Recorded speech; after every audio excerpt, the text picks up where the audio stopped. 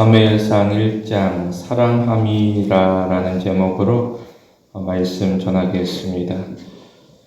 본문에서 한나입니다. 무엇인가 그녀가 결혼하게 되고 그리고 결혼에 대하여서 기대하게 됩니다. 한나는 행복한 가정을 꿈꾸게 됩니다. 그런데 그녀의 삶에 문제가 닥치게 되는데 어떠하느냐? 불임입니다. 자녀를 얻지 못하는 괴로운 나날을 보내게 됩니다.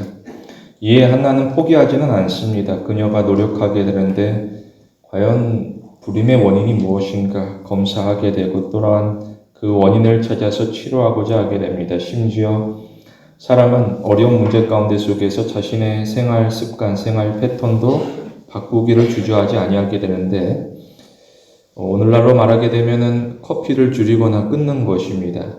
실제로 하루 커피 5잔 이상은 불임에 있어서는 안 좋다라는 그런 연구 결과가 나오기도 합니다. 그러나 이 모든 일을 시도한다라고 할지라도 아무런 효과가 없습니다. 한나가 간절하지만 오히려 간절함이 깊은 만큼 실망은 더욱더 커져가게 됩니다. 이러한 경우가 비단 한나뿐인가 그렇지는 않을 것입니다. 예를 들어서 학생들이 공부하게 되는데 밤새 노력하면 공부합니다. 그리고 시험을 치르는데 정작 성적은 오르지 아니하고 오히려 노력에 비하여서 성적이 떨어지게 됩니다. 또는 직장인이 열심히 일하면서 승진을 기대하게 되는데 오히려 옆에 있는 다른 누군가가 승진하게 되고 나는 제자리에 머물게 됩니다. 또는 핵심 업무에서 배제되어지게 되면 그만큼 힘이 들 수가 없습니다. 특히 사람이 낙심한다라고 하게 되는데 과연 낙심이라는 것이 무엇인가? 낙심은 사물이 아닙니다. 낙심은 감정입니다. 이처럼 낙심은 무게를 가지지 않습니다. 그런데 낙심하게 되면 그 낙심이 사람의 어깨를 짓누르게 됩니다. 그래서 사람이 무너지게 됩니다. 그런데 사람에게 있어 삶의 목적이라는 것이 과연 무엇인가? 그것이 학생에게는 성적이고 직장인에게는 승진인가? 그렇지는 않습니다. 오히려 우리는 낙심하는 가운데 삶의 목적을 조종하게 됩니다. 돌아보게 되면 사람에게는 근본적인 문제가 있음을 발견하게 됩니다. 어떠하느냐? 인생의 목적에 대해서 세상은 침묵하게 됩니다. 우리가 이 땅을 향하여서 내가 왜 이 땅 가운데 존재하는가 질문하고 물어봐도 돌아오는 대답이라는 것은 없습니다. 그런데 하나님께서 침묵하는 세상 가운데 속에서 우리를 맛없이 인도하시게 됩니다. 과연 본문에서도 불임의 이유, 그 원인이라는 것이 무엇인가 가만히 보게 되면 의외였습니다. 바로 하나님이라고 가르치고 있습니다. 하나님께서 한나가 그토록 바라는 일을 가로막게 돼서 오히려 하나님이 한나로 하여금 인심하지 못하도록 적극적으로 막고 있습니다. 이에 대하여서 사람이 탄식하게 되는데 무엇인가? 하나님이 너무하다라는 식입니다. 그래서 누군가는 하나님을 피하고 또 때로는 누구는 하나님을 비방하기도 합니다. 그러나 우리는 하나님을 변함없이 신뢰합니다. 분명 하나님께서는 계획하신 바 목적이 있습니다. 비록 지금은 모를지라도 알 수가 없을지라도 신자는 참고 기다립니다. 나아가 신자는 신앙을 지킬 것입니다. 그렇다라고 하게 되면 하나님께서 정하신 날이 이를 것이고 그때 신자가 깨닫게 되고 또한 신자가 하나님의 계획하심에 대하여서 찬양하게 됩니다. 이를 위하여서 우리는 성경을 읽게 됩니다. 성경이라는 것은 이론이 아니라 하나님의 뜻이 되어지게 됩니다. 그리고 성경은 곧 우리의 삶이 되어지게 됩니다. 다시 말해 하나님의 뜻이 우리의 삶에서 이루어지게 됩니다.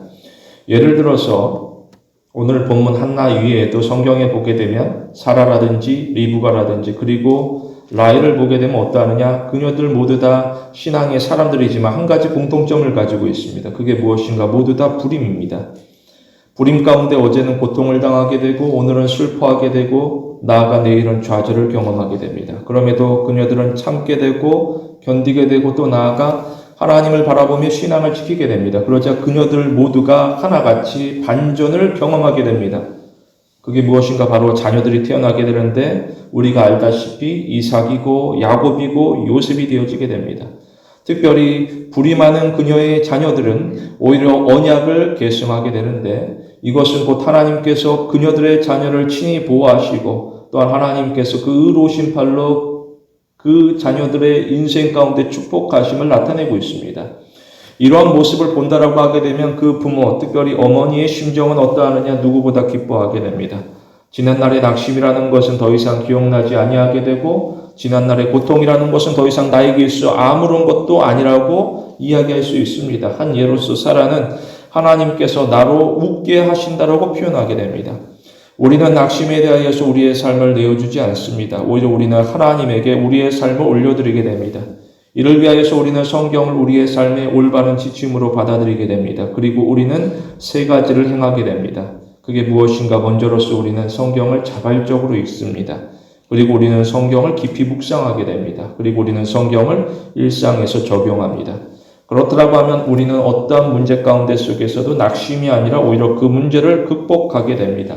이처럼 우리는 성경의 약속을 검증하는 삶을 살아갑니다. 그리고 이러한 경험들이 하나둘 쌓이게 되면 어느 순간부터는 오히려 내가 내 마음의 중심을 살펴보는 것이 아니라 오히려 하나님의 중심, 그 약속에 비추어서 예측되는 결과를 기대하게 됩니다. 다시 말해 우리는 나에게 주어진 상황이 아니라 나에게 주어진 말씀을 따라서 소망을 얻게 됩니다. 우리는 성경에 대하여서 지적인 동의로만 머물지 않습니다. 오히려 우리는 성경의 약속이 우리의 나날들을 바꾼다라는 확신에 이를 것입니다. 우리는 거룩한 두려움으로 살아서 역사하시는 하나님을 경외합니다. 본문에서 두 가지로 봅니다. 첫째로 우리는 생존을 넘어서 소명을 위한 투쟁을 합니다. 본문에서는 문제에 대한 반응을 나타내고 있습니다. 무엇인가? 남편 엘가나를 소개하고 있습니다. 분명 하나도 괴롭지만 남편 엘가나 역시 힘이 들게 됩니다. 그는 한나의 부림에 대하여서 구경하지 아니하고 개입하게 됩니다. 이것은 남의 일이 될 수가 없습니다. 곧 나의 일이 되어지게 됩니다. 따라서 엘가나는 이 문제를 어떤 식이든지 해결하고자 하게 됩니다. 특별히 이 문제가 이 가정을 살리는 중요한 포인트가 된다는 것을 알고 있습니다. 특별히 두 가지 핵심에 이르게 되는데 성경에 보게 되면 노동과 언약에 비추어서 이 문제가 자신들에게 중요하다는 사실을 알게 됩니다. 창세기 3장에 보게 되면 아담이고 그리고 하와가 되어지게 되는데 그들이 부부로서 맺어지게 되고 하나님께서 그들 가운데 바라시는 바가 있고 또 나아가서 그들 가운데 명령하신 바가 있습니다. 그게 무엇인가? 먼저로서는 아담입니다. 아담은 노동하게 됩니다. 그래서 땅의 소산을 얻게 됩니다. 이로써 가족을 지키게 되고 사람이 생존하게 됩니다. 여기서 노동이라는 것은 생존을 위한 투쟁이 되어지게 됩니다. 그런데 그 기간이 어느 하느냐? 평생에 이르게 됩니다. 노동은 끊임없이 반복되어지게 되는데 어느 순간에는 힘이 들고 지루합니다. 그래서 때로는 한적한 곳에 가서 쉬고 싶습니다. 그러나 노동을 중단할 수는 없습니다. 사람이 지치고 사람이 때로는 아픕니다. 이처럼 사람은 완벽할 수가 없습니다. 그러나 일할 사람이 정해지게 되는데 누구인가? 아담, 나 혼자라는 것입니다. 이러한 경우에서는 남편의 입장에서는 부담, 남자 입장에서는 참 괴로운 일상이 되어지게 됩니다. 만일 무슨 사정으로 말미암아서 내가 쓰러진다라고 하면 나만 위험한 것이 아니라 내가 속한 이 가정 전체가 다 위태로워지게 됩니다. 따라서 누군가 나와 함께 일할 사람이 필요하게 되는데 그게 누구인가? 바로 자녀라는 것입니다. 다른 사람들은 사정이 생긴다라고 하면 얼마든지 떠나갈 수가 있습니다. 그러나 자녀는 사정이 생겨도 나와 함께 가정을 위하는 자리를 지키고자 하게 됩니다. 이처럼 남자는 이처럼 아담은 그리고 남자는 자녀와 함께 가족을 보호하게 됩니다.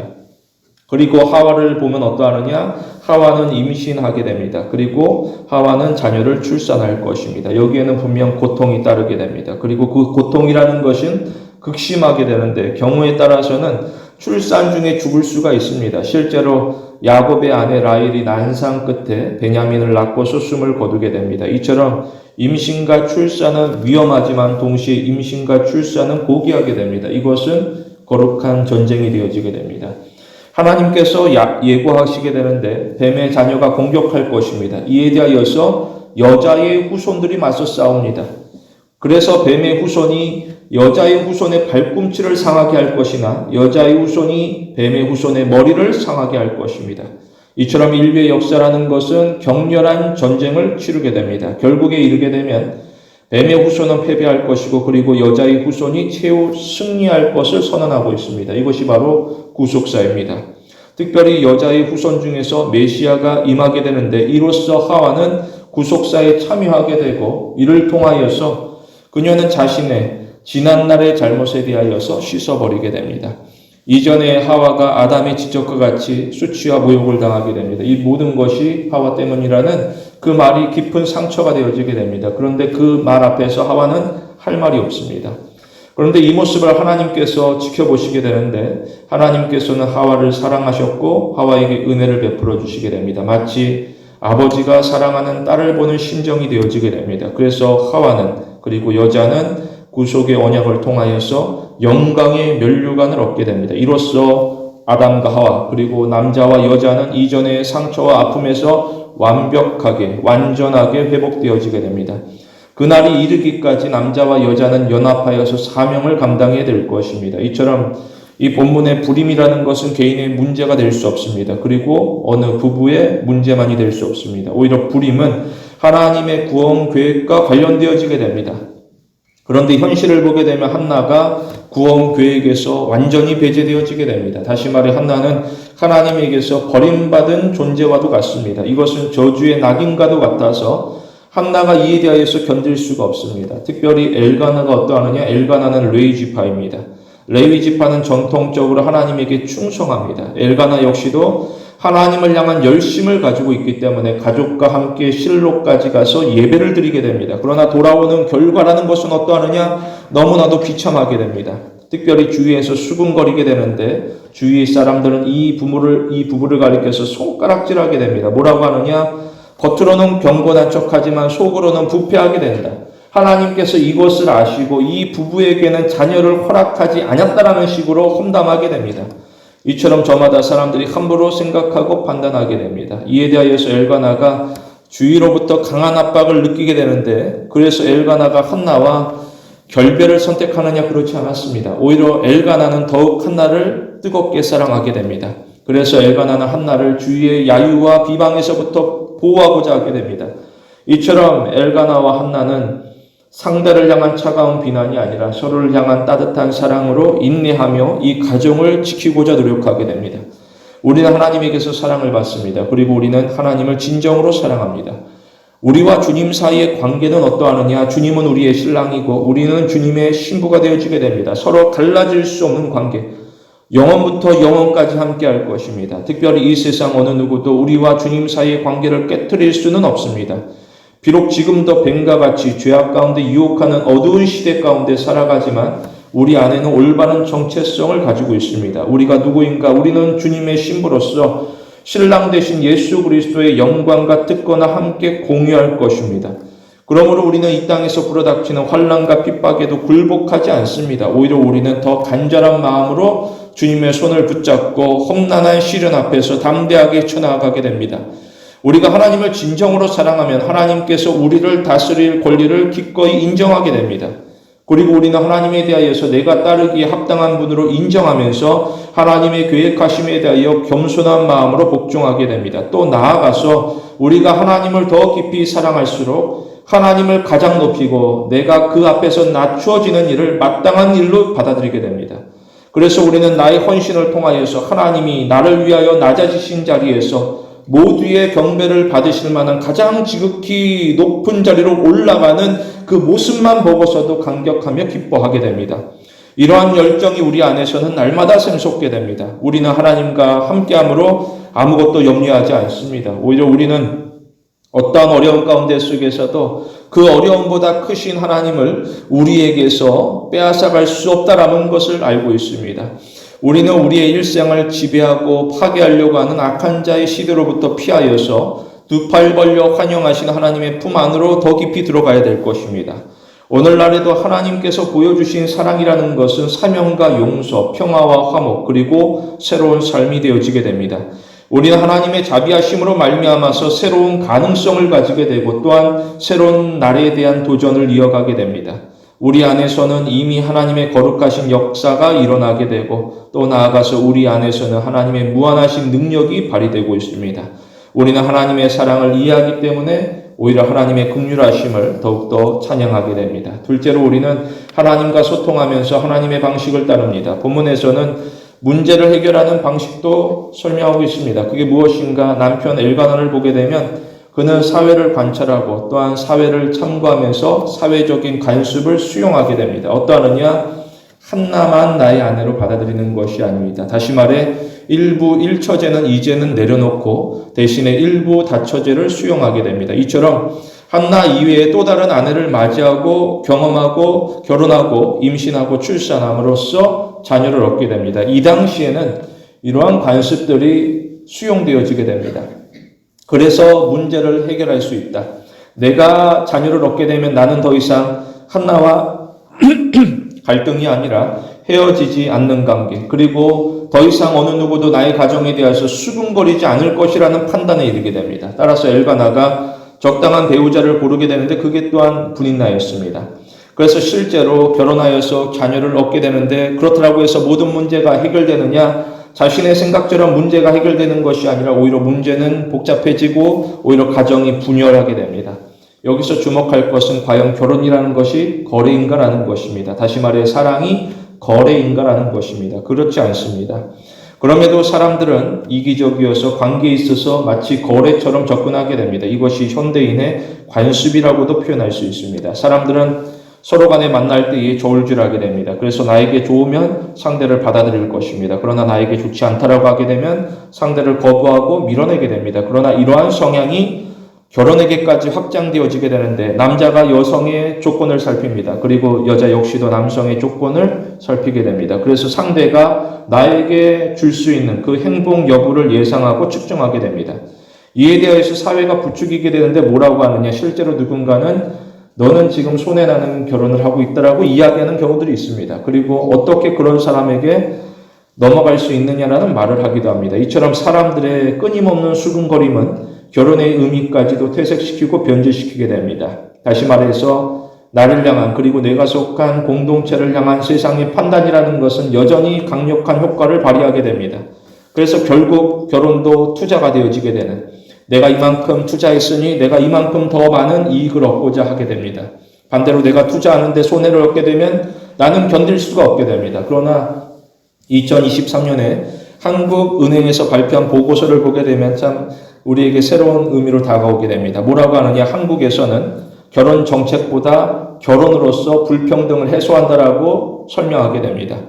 뭐라 그러느냐? 한국은 결혼을 통하여서 고소득자와 저소득자 사이에 소득 차이가 해소되는 면이 있다라고 설명합니다. 마치 백마탄 왕자를 만나서 그 소득이 올라가는 것, 이런 표현들을 이제 보고서에서 밝히고 있는데, 그런데 사람 간의 관계가 그리고 배우자의 관계가 어떠하느냐? 처음에는 좋을 수 있으나 시간이 지나가게 되면 내가 그토록 좋아 보이던 그 조건, 그 강점은 잊혀지게 되고 오히려 내가 미처 보지 못했던 조건, 배우자의 결점들이 눈에 크게 보이게 됩니다. 그러면서 이전과 동일한 그 배우자에 대하여서 오히려 나 혼자만 못마땅한 생각을 가지는 경우들이 있습니다. 나아가서 내가 기대하는 만큼 나는 행복하지 않다라고 판단하면서 오히려 상대에 대하여서 가혹하게 처신하는 경우들이 있습니다.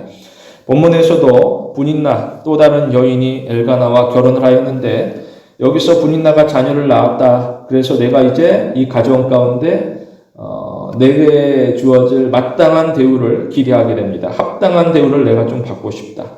분인나가 가정에서 받는 대우가 어떠하느냐? 가만히 살펴보게 되면 합당한 것이 아니라 오히려 불공정하게 됩니다. 과연 무슨 일이 일어나느냐? 가족과 함께 제사를 드리고 그 희생 제물을 가족 간에 나누게 되는데 여기서 한나는 제물을 갑절로 받게 됩니다. 이에 비하여서 분인나는 상대적으로 제물이 적게 됩니다. 처음 한두 번은 이해할 수 있으나 그런데 매년 지속되어지게 되자 어느 순간부터는 분인나가 화가 나게 됩니다. 내가 생각했던 조건, 내가 생각했던 기대를 완전히 무너뜨리는 그 현실 앞에서 그녀는 분노할 수밖에 없습니다. 여기서 그녀가 분노하는 포인트는 한나를 향한 엘가나의 호의가 단순한 동정을 넘어서 오히려 순수한 사랑에 근거한다라는 것입니다. 그렇다고 하게 되면 나는 이 가정에서 어떠한 존재인가? 그냥 조건만 맞추어서 결혼한 것인가? 그러면서 분인나는 나와 한나 사이를 비교할 수밖에 없게 됩니다. 처음부터 분인나가 이러한 결혼 생활을 기대할 것인가? 그렇지도 않을 것입니다. 그런데 엘가나가 나를 보고도 나를 방치한다라고 생각하게 되니까 마음에 상처가 나게 되고 분노는 누적지어지게 됩니다. 특별히 나의 아끼는 자녀들이 이 모습을 지켜보고 있는데 자존심이 상해서 견딜 수가 없습니다. 엘가나는 남편은 공개적으로 모욕을 주고 있고 반성 없이 편애하고 있습니다. 더 이상 참지 못하고 확실하게 보복하게 되는데 가장 괴로워할 만한 두 사람에게 있어서 엘가나와 한나에게 있어서 가장 괴로워할 만한 방법을 선택하게 되는데 무엇인가 분인나나 한나를 격동시킵니다. 너 봐라, 너 자녀가 없지 않느냐, 너 출산하지 못하지 않느냐, 여러 가지 이유가 있을 것인데 분명한 이유가 있다. 내가 알지 못하는 악함이 있다. 이런 말들로 성동시키게 되는데 예상대로 한나만 괴로워하는 것이 아니라 엘가나까지 고통스러워하게 됩니다. 그래서 분인나가 보복에 성공한 것이냐, 속이 시원할 것인가? 그렇지 않았습니다. 오히려 분인나 역시도 마음이 골마가게 됩니다. 이러한 상황에서 엘가나가 문제의 본질을 깨닫지 못하고 오히려 문제의 현상만을 바로잡고자 하게 됩니다. 내 눈앞에 보이는 이 문제만 어떻게든 덮어버리고자. 그래서 가족 안의 분열이라는 것은 더욱더 심해지게 되고 또 나아가서 회복이 불가능한 수준까지 이르게 됩니다. 우리는 사랑으로 서로 간에 소통할 것입니다. 특별히 우리는 사랑이 하나님과 교제해야 됩니다. 그렇더라고 하면 우리는 하나님의 방식을 따르게 됩니다. 기억할 것은 성경에서 하나님의 뜻대로 간구하는 기도라는 것은 단 한 번도 거절당한 적이 없다라는 것입니다. 따라서 우리는 내가 원하는 것을 넘어서 하나님께서 원하는 것을 구해야 될 것입니다. 내가 원하는 조건이 아니라 하나님께서 나에게 무슨 뜻을 두고 계시는 것인가 거기에 우리는 집중해야 될 것입니다. 그럼에도 사람은 자신의 뜻을 주장하게 되는데 그럴수록 사람이 무기력하게 됩니다.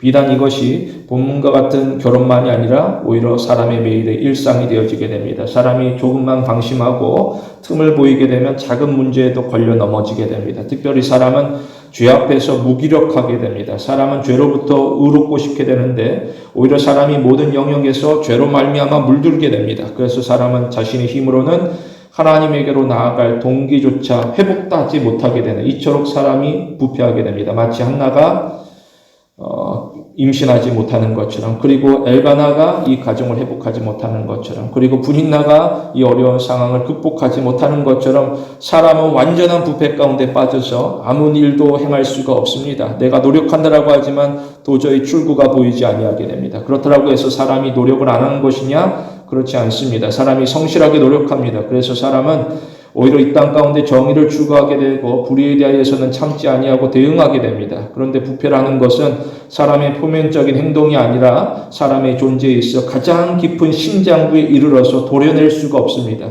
따라서 사람이 죄를 지어서 죄인인 것이 아닙니다. 오히려 사람이 죄인이기 때문에 죄를 짓게 됩니다. 이처럼 완전히 부패한데 이로써 사람이 세 가지를 행하게 됩니다. 먼저 사람은 지성으로서 하나님을 왜곡하게 되고 또 한 사람은 감정으로서 하나님을 미워하게 되고 또 한 사람은 의지로서 하나님을 거부하게 됩니다. 결국 사람은 구원에 대한 소망 자체를 상실한 채 살아갑니다.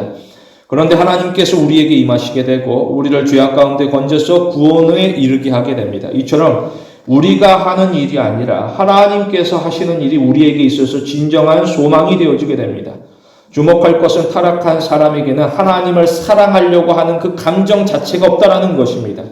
오히려 사람은 자신이 가장 원하는 것만 선택하게 되는데 그것이 오히려 절망적인 소식이 되어지게 됩니다. 어떠하느냐? 타락한 사람은 하나님을 결코 원하지 않습니다. 그렇다고 하게 되면 누가 이 세상에서 구원을 얻을 수 있을까? 아무도 없습니다. 그런데 이러한 무능력이 우리를 모욕하거나 비하시키는 것이 아닙니다. 오히려 이러한 무능력은 우리로 하여금 우리가 처한 상황을 정직하게 바라보게 합니다. 그래서 우리는 구원이 오직 하나님의 손에 달려있다라는 기쁜 소식을 받아들일 준비를 하게 합니다.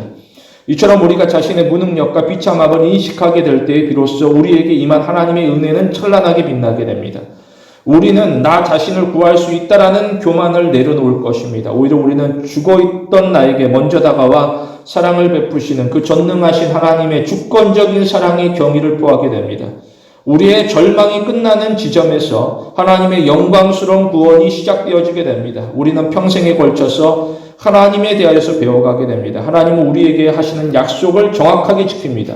우리는 하나님을 위하여서 자신을 부인하며 하나님을 위하는 맹세를 이행할 것입니다. 우리는 하나님의 사랑에 붙들려서 하나님이 창조하신 세상에서 담대함으로 살아갑니다. 우리 모두 선하신 하나님의 은총이 임하는 성도 되길 원합니다. 사람은 한계를 가지게 됩니다. 무엇인가 모든 일을 다 잘할 수 없고 모든 역할 다 훌륭하게 감당할 수 없습니다. 이에 누군가는 속상하게 됩니다.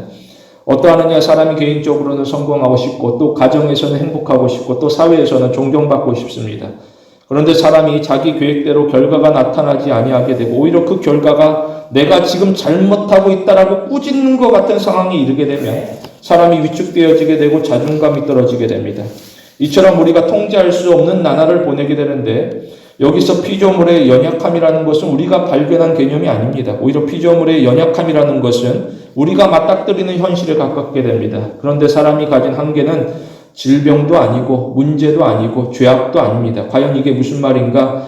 우리에게 있어 나의 한계라는 것은 내가 인생을 포기할 구실이 될 수 없다는 것입니다. 오히려 우리에게 한계는 내가 일생에서 최선을 다할 배경이 되어지게 됩니다.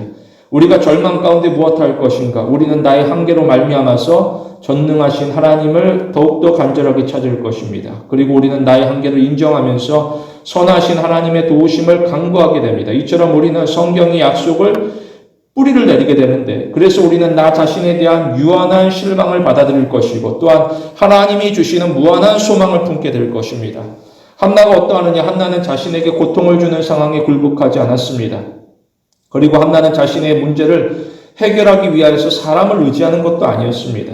오히려 한나는 고통의 근원과 괴로움의 해결이 오직 하나님에게 있음을 확신합니다. 그래서 성전으로 나아가 자신의 모든 것을 쏟아놓기로 결심하게 됩니다. 여기서 주목할 것은 한나는 자신에게 크나큰 고통을 안기는 부인나를 욕하지 않았다는 것입니다. 그리고 한나는 이러한 상황이 오기까지 자신을 몰라주는 엘가나를 비난하지도 않았습니다. 오히려 한나는 자신이 겪는 슬픔과 아픔만을 오직 하나님에게 토로할 뿐입니다. 이 점에서 한나는 오래전 아담의 과오를 되풀이하지 않았습니다. 아담은 누군가를 탓하였지만 한나는 누군가를 탓하지 않았습니다. 이처럼 한나는 성숙한 신앙을 보여줌으로써 과연 이 땅에서 형숙한 여인이란 누구인가를 보여주고 있습니다.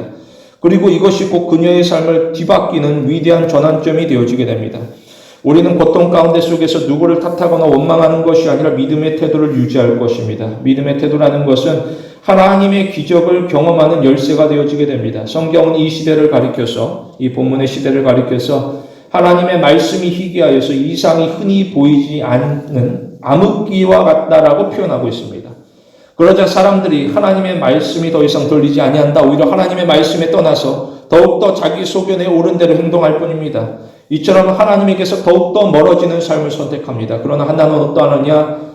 하나님의 말씀이 희귀하여서 이상이 보이지 않은 그 암흑 가운데 속에서도 오직 하나님이 나의 하나님 되심을 고백하며 찬양하며 나아가게 됩니다.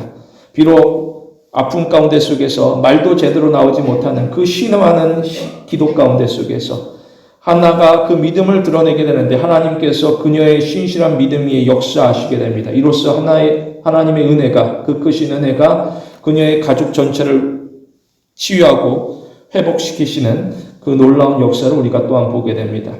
우리는 오늘 나에게 주어진 하루하루를 소중하게 여기게 됩니다. 오늘 나의 하루가 성공하든지 실패하든지 어떠하든지 내가 하나님 안에서 보내는 그 평범한 날들이 모여서 하나님의 백성, 하나님의 자녀라는 우리의 일생을 형성하게 됩니다. 특별히 우리는 나에게 한계를 선물하신 하나님에게 감사하는 마음을 가지게 됩니다.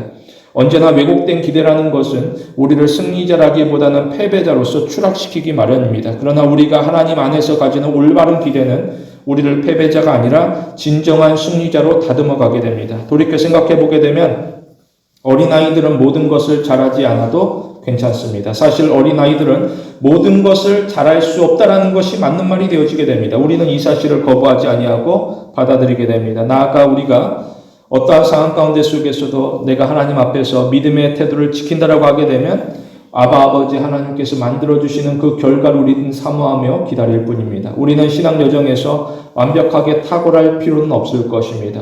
오직 하나님만이 진정으로 탁월하고 위대하신 분이 되어지게 됩니다. 따라서 우리는 신앙 여정에서 하나님과 동행하는 것 그 자체에 집중합니다. 그렇더라고 하면 우리는 신앙 여정에서 낙오하지 아니하고 완주할 것인데 결국에 이르게 되면 하나님께서 연약하고 부족한 우리를 붙드사 평화의 나라로 인도하심을 고백하며 영원토록 찬양합니다. 우리에게 있어서 경외의 대상이라는 것은 처음부터 끝까지 오직 한 분, 하나님밖에 없습니다.